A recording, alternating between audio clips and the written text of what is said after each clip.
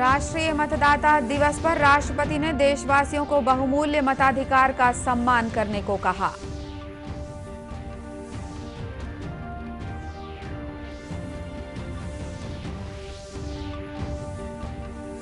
प्रधानमंत्री ने असाधारण योग्यता के लिए प्रधानमंत्री राष्ट्रीय बाल पुरस्कार विजेताओं को सम्मानित किया।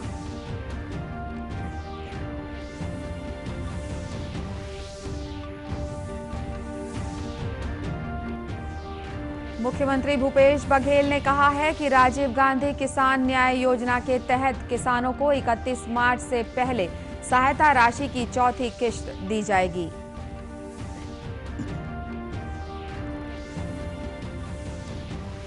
और प्रधानमंत्री के वोकल फॉर लोकल नारे ने राजनांदगांव जिले की महिलाओं के जीवन में भरी मिठास।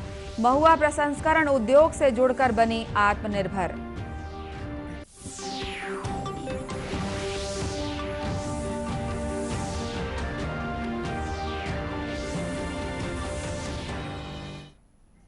नमस्कार, आप देख रहे हैं दूरदर्शन समाचार। मैं हूं अनुराधा दुबे और अब समाचार विस्तार से। राष्ट्रपति रामनाथ कोविंद ने कहा है कि मताधिकार कोई साधारण अधिकार नहीं है। उन्होंने देशवासियों से इस कीमती अधिकार का सम्मान करने का आह्वान किया है। राष्ट्रीय मतदाता दिवस पर आज नई दिल्ली में एक कार्यक्रम को वीडियो कॉन्फ्रेंस के माध्यम से संबोधित करते हुए उन्होंने कहा कि आमतौर से लोग उन उपलब्धियों का मूल्य नहीं समझते जो उन्हें आसानी से मिल जाती है। राष्ट्रपति ने कहा कि लोगों को बिना किसी धर्म, जाति और संप्रदाय के भेदभाव के मताधिकार मिला है।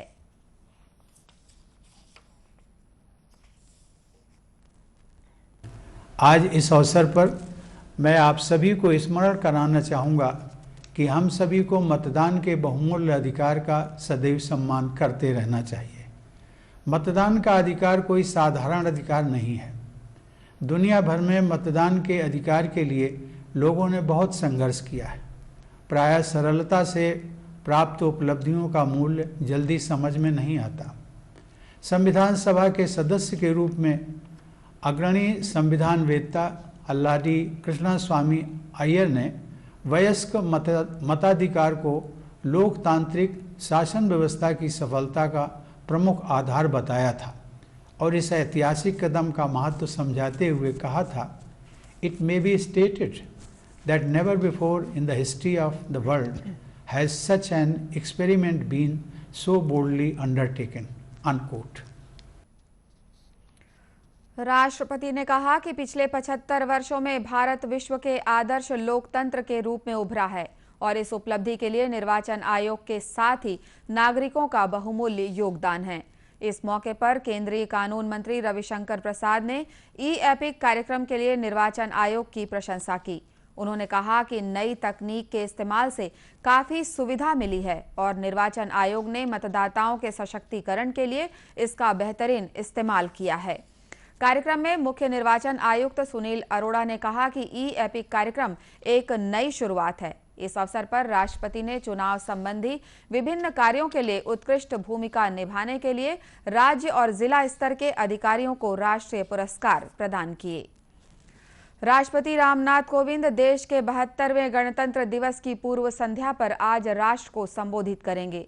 राष्ट्रपति का संबोधन शाम 7 बजे से आकाशवाणी के समूचे राष्ट्रीय नेटवर्क और दूरदर्शन के सभी चैनलों से पहले हिंदी और फिर अंग्रेजी में प्रसारित किया जाएगा। राष्ट्रपति के संबोधन के हिंदी और अंग्रेजी प्रसारण के तुरंत बाद दूरदर्शन के क्षेत्रीय चैनलों से प्रादेशिक भाषाओं में इसका प्रसारण होगा। आकाशवाणी से क्षेत्रीय नेटवर्क पर प्रादेशिक भाषाओं में राष्ट्रपति के संबोधन का प्रसारण रात 9:30 बजे से किया जाएगा। पीएम नरेंद्र मोदी ने प्रधानमंत्री राष्ट्रीय बाल पुरस्कार पाने वाले युवाओं की सराहना की है, क्योंकि उन्होंने ये पुरस्कार कोविड महामारी के कठिन समय के दौरान प्राप्त किए हैं। आज युवा पुरस्कार विजेताओं से बातचीत करते हुए प्रधानमंत्री ने कहा कि ये पुरस्कार केवल एक उदाहरण है कि छोटे छोटे विचारों के सही दिशा में काम करने से कैसे बड़े परिणाम आते हैं। श्री मोदी ने कहा कि पुरस्कृत बच्चों की सफलता से कई लोग प्रोत्साहित होंगे। उन्होंने कहा कि देश के अन्य बच्चे जो इन्हें देख रहे हैं और पुरस्कृत बच्चों को सुन रहे हैं, वे भी इनकी सफलता से प्रोत्साहित होंगे।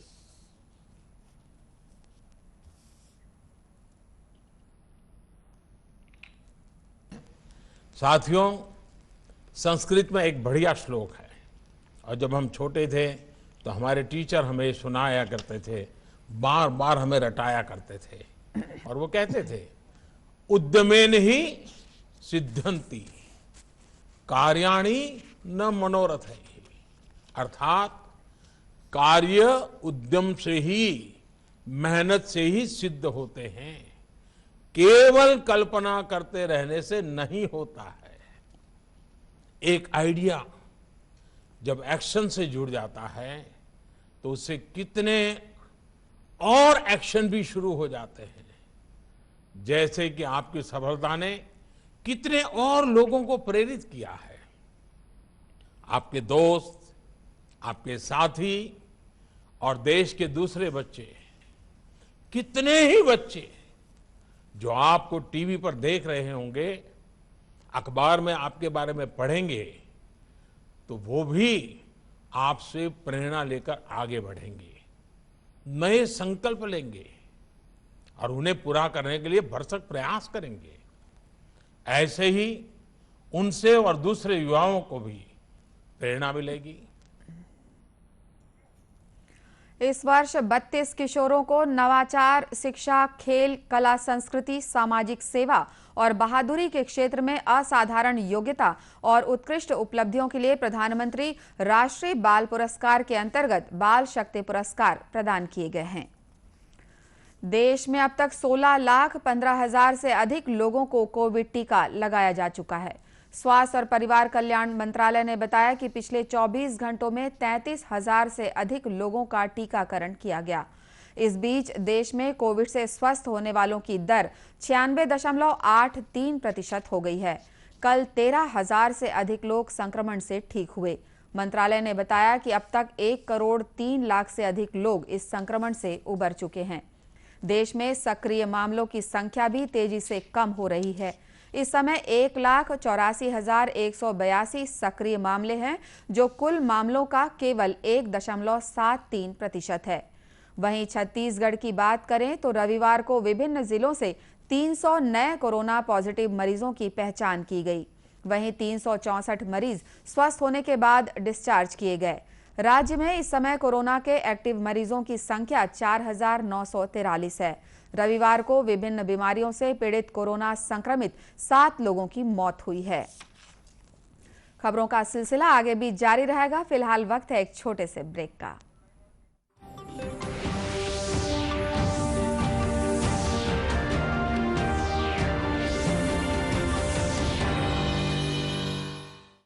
फेस मास्क कोरोना से रोकथाम का सबसे प्रभावी उपाय साबित हुआ है। विश्व स्वास्थ्य संगठन और विशेषज्ञों के शोध का भी यही निष्कर्ष है कि मास्क से मुंह और नाक को अच्छी तरह ढककर कोरोना संक्रमण को कम किया जा सकता है। बिना मास्क या फेस कवर के घर से बाहर निकलने की अभी कल्पना करना भी सही नहीं है। जुड़िए डीडी न्यूज की खास मुहिम मास्क अप इंडिया के साथ।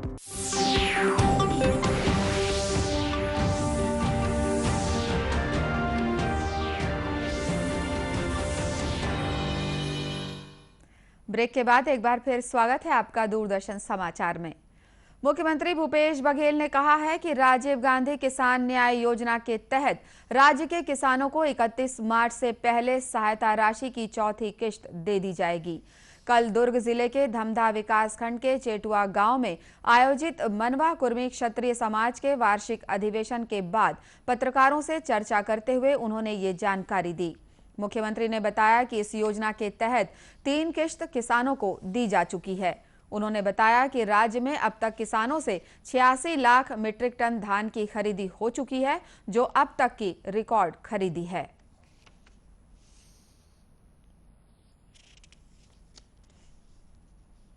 धान खरीदी 86 लाख मीट्रिक टन अभी तक हो चुका है, जो रिकॉर्ड है और ये और आगे और बढ़ेगा। किसानों को तो मैंने बोला ना 3 किस्त तो मिल चुका है, बोनस नहीं है। राजीव गांधी किसान न्याय योजना है और राजीव गांधी किसान न्याय योजना की 3 किस्त मिल चुके हैं। चौथा किस्त 31 मार्च से पहले मिल जाएगा। मुख्यमंत्री ने कहा कि बारदानों की कमी के बावजूद राज्य में धान खरीदी प्रभावित नहीं हुई। केंद्र ने केवल 1.5 लाख बारदाने देने का निर्णय लिया है और इसमें भी 40,000 बारदाने अभी तक नहीं मिले हैं। वहीं मुख्यमंत्री रायगढ़ जिले के सारंगढ़ विकासखंड के नंदेली गांव में अखिल भारतीय रामनामी महासभा और भजन मेले में भी शामिल हुए। उन्होंने जय स्तंभ की पूजा अर्चना की। मुख्यमंत्री ने कार्यक्रम में सारंगढ़ में 50 बिस्तर अस्पताल का निर्माण, कोसीर को उप तहसील बनाने और भड़िसार में जलाशय निर्माण की घोषणा की। प्रधानमंत्री के वोकल फॉर लोकल नारे ने राजनांदगांव जिले की महिलाओं के जीवन में आत्मनिर्भरता की मिठास भर दी है। वन विभाग ने राजनांदगांव में महुआ प्रसंस्करण केंद्र स्थापित किया है। इससे जुड़कर फिर 3 स्व सहायता समूह की महिलाएं महुआ से जेली, लड्डू, अचार, चॉकलेट और चिप्स सहित अन्य खाद्य पदार्थ बना रही हैं। समूह से जुड़ी वर्षा सोनी ने बताया कि वे पहले केवल घर तक सीमित थीं। इस प्रसंस्करण उद्योग से जुड़ने से उन्हें रोजगार मिल गया है। सर, पहले हम लोग गृहिणी थे, फिर यहाँ महुआ प्लांट खुला तो उसमें हम लोग को रोजगार मिला। तो हम लोग यहाँ महुआ के फूल से लड्डू बनाते हैं, अचार बनाते हैं, चिक्की बनाते हैं, RTS बनाते हैं, शरबत बनाते हैं, जैम बनाते हैं और चटनी बनाते हैं। तो इससे हम लोगों को एक रोजगार का अवसर मिला और हम लोगों को इससे हमारी आमदनी भी हो जाती है सर।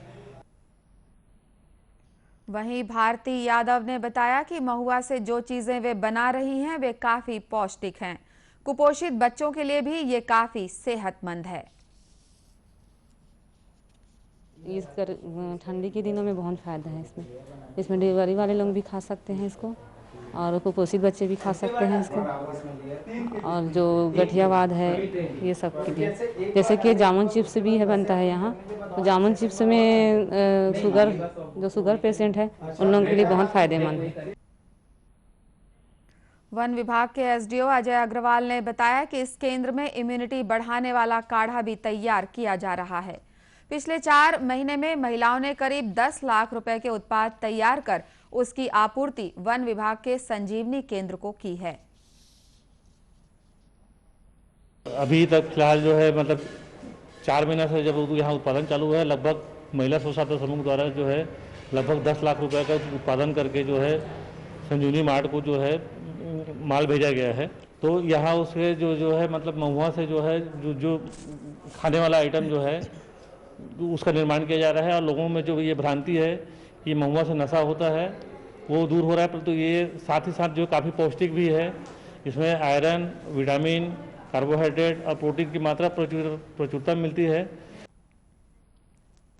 गौरतलब है कि प्रधानमंत्री नरेंद्र मोदी ने वोकल फॉर लोकल का नारा दिया है। उन्होंने कहा है कि आज हर भारतवासी को न सिर्फ स्थानीय उत्पाद खरीदने हैं बल्कि उनका गर्व से प्रचार भी करना है।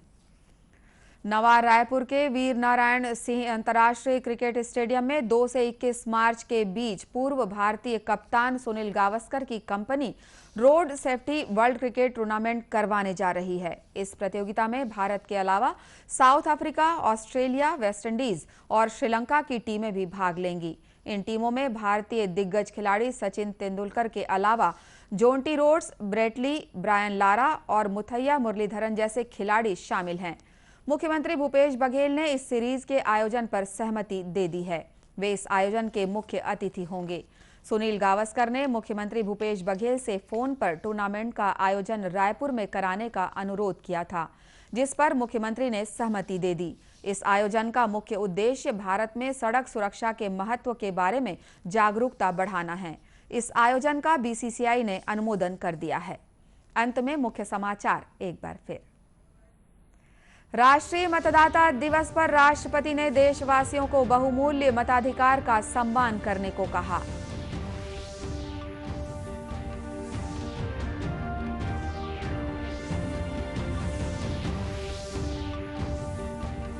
प्रधानमंत्री ने असाधारण योग्यता के लिए प्रधानमंत्री राष्ट्रीय बाल पुरस्कार विजेताओं को सम्मानित किया।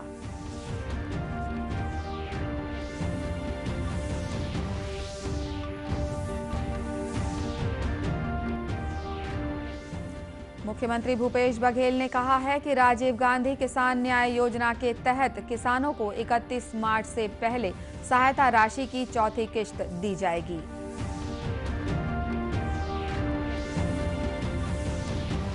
और प्रधानमंत्री के वोकल फॉर लोकल नारे ने राजनांदगांव जिले की महिलाओं के जीवन में भरी मिठास। महुआ प्रसंस्करण उद्योग से जुड़कर बनी आत्मनिर्भर। कोरोना से बचाव के लिए मास्क, सैनिटाइजर के साथ ही सोशल डिस्टेंसिंग का भी पालन करें। कोरोना को हराना है, मास्क जरूर लगाना है। इसी के साथ ये समाचार बुलेटिन समाप्त हुआ। नमस्कार।